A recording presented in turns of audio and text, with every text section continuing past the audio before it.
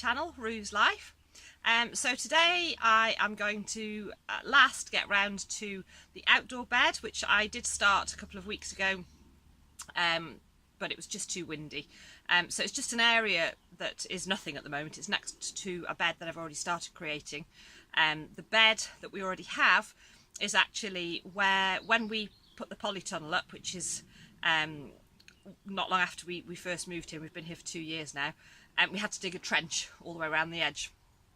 And the soil that we pulled out of the trench, I don't know what it is about soil. You pull it out, it's a bit like packing when you go on holiday. There always seems to be more when you're going back. So putting the soil back again, we had quite a lot left over, and what we'd initially done was laid down a tarpaulin and put the soil over onto that, thinking it would be easier than trying to, dig it up off grass and ground, which was great. But what we actually ended up with was a layer of tarpaulin which had soil and rubble on top of it for over a year. So obviously when I pulled that back, it had completely suppressed all the weeds, and I was like, wow, perfect size for an outdoor bed. And I have to be honest, when we first put the polytunnel up, I was in two minds as to whether I would be growing outdoors. But having actually watched you guys, starting off with Liz Zorab, I mean, what she's done with that area is phenomenal, and I can only dream of having something on that scale. In all honesty, because we both work full time, it wouldn't be practical. We simply couldn't maintain something like that. Whereas what I've got in the polytunnel, I can manage with a few little borders and pots and things and baskets around the house. The plan with these beds is I'm going to start them, I'm going to see how I go. If further down the line I just find out it's too much and I can't keep on top of them, well, we'll just let them grass over again. Nothing ventured, nothing gained. But that kind of inspired me then to think, well, actually, I've got one bed, why don't I put a couple more beds in next to it? So I'd laid down the tarpaulin, but it was proving just, it was just too thin. So I'll show you rather than sitting here and rabbiting on. I'll show you. I have a plan and I'm going to carry it out, so I'll show you. So I'm just going to pull back the tarpaulin and then lay down some weed suppressant matting over some cardboard and then put the tarp back down again. So here we go.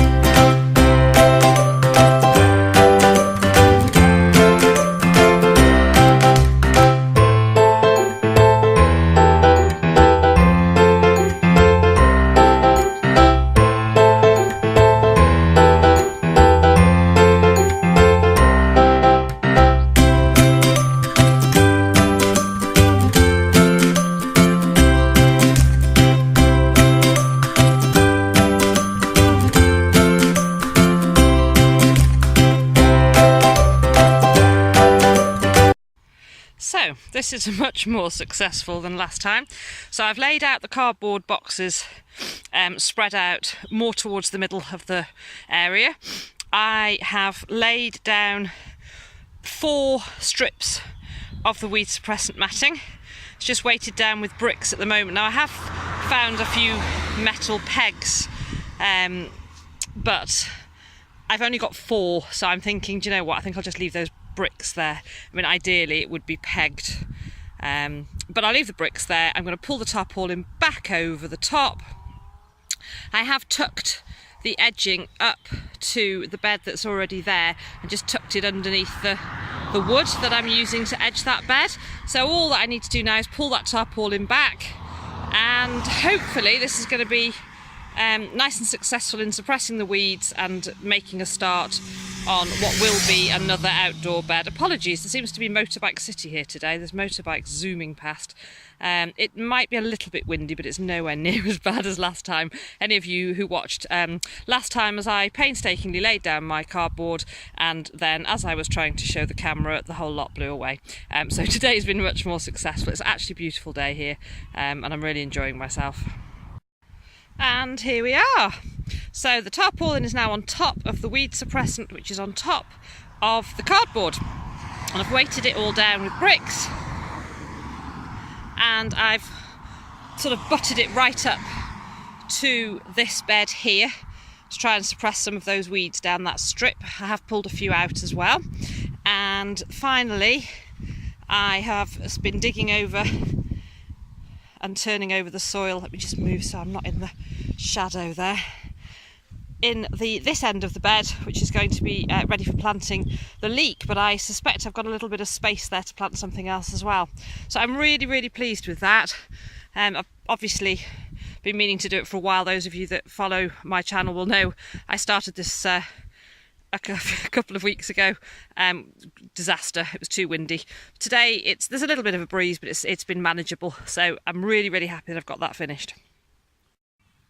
So I've really, really enjoyed myself. The sun is just lovely. I'm quite hot and sweaty. My glasses are now steaming up, and I've come into the polytunnel. But yeah, I'm really chuffed with what I've done. So now I'm just going to have a cup of tea, and then I'm going to actually I'm going to catch up with some of the videos from the collaboration from Liz and Erica, which I'm sure by now those of you that are involved will know about, and those of you that weren't involved may be watching and following them for National Gardening Week, and you know, sort of encouraging and promoting growing your own food. So I'm going to have a cup of tea and catch up with a few more of your vlogs. So thank you very, very much for watching. I hope you've enjoyed. If you have, please give me a thumbs up.